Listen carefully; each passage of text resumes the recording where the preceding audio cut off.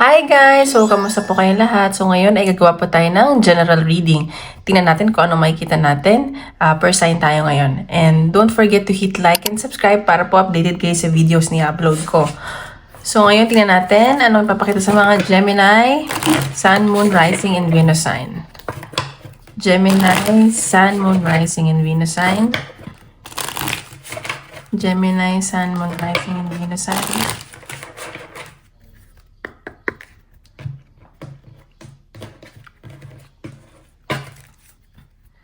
Gemini, Sun, Moon, Rising. Uy, bilis ah. Okay, ayan. So, nakikita ko itong mga Gemini. Maraming gustong makipagkaibigan sa inyo kasi marami kayong mga kaibigan kasi ano kayo, mga supportive, ganyan, very communicative kayo. Natutuwa yung mga, may mga nakakausap kayo ngayon na natutuwa sa inyo. Siguro mga kaibigan nyo to or kapamilya nyo. And loyal kayo. Like, very genuine yung mga nararamdaman nyo sa mga nagiging kaibigan nyo. And pinagkakatiwalaan nila kayo. Ayan. So, ito mga matagal ng mga kaibigan at mga Ayan. Yan, nakasabi ko lang, very communicative tong mga Gemini. Magaling daw kayo sa communication. At nakikita ko, magkakaroon kayo ng kausap dito. Siguro may mga pag-uusapan kayo about documents ng kaibigan ninyo.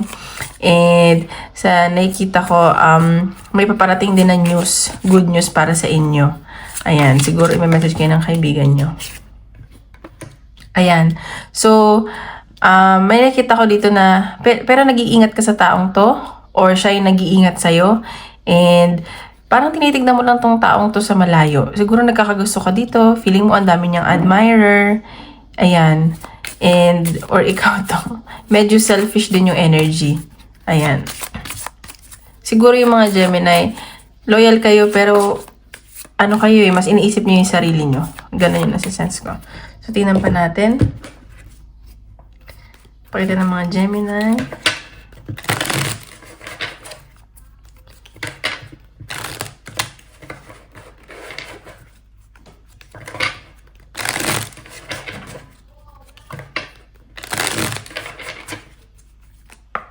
Gemini, Sun, Moon, Rising, and Venus sign.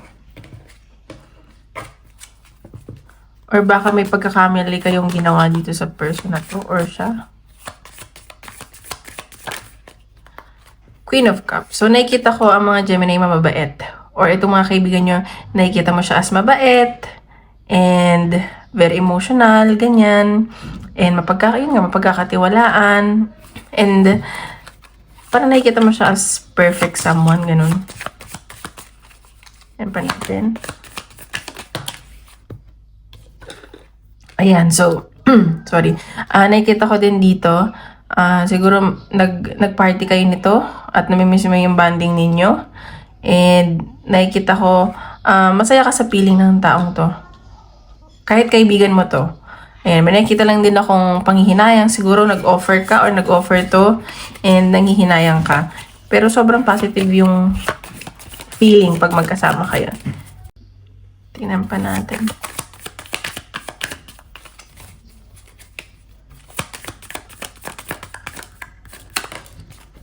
Ayan. Okay. So, nakikita ko dito, siguro, isa sa inyo obsess.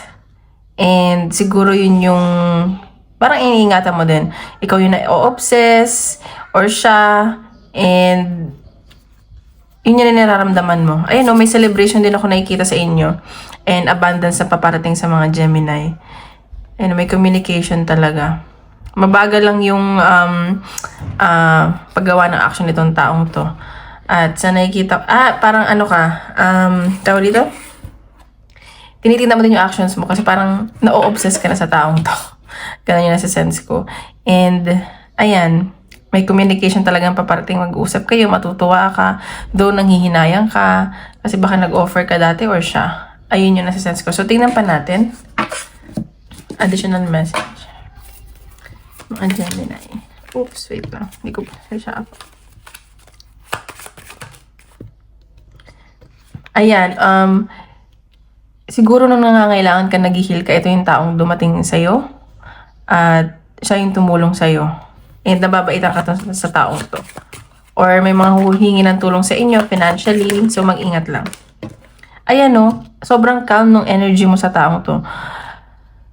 So, general reading to, pero love life na-feel ko. I mean, connection.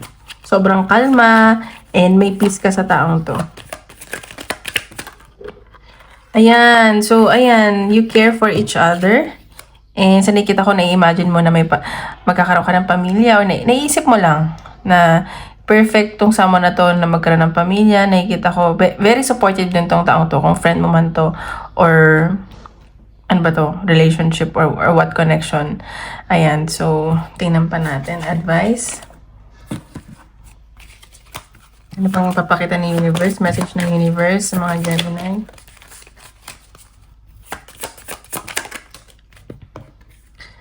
Adjustment must be made. So, ayan, kailangan nyo siguro mag-adjust sa isa't isa, sa ugali ng isa't isa, maging open kayo sa communication, walang magtatago, be honest lang, ayan, be true to yourself. Yun yung nasa sense ko. Moon energy is amplifying the situation. Siguro yung emotions nyo, yun yung nakaka-apekto din sa situation.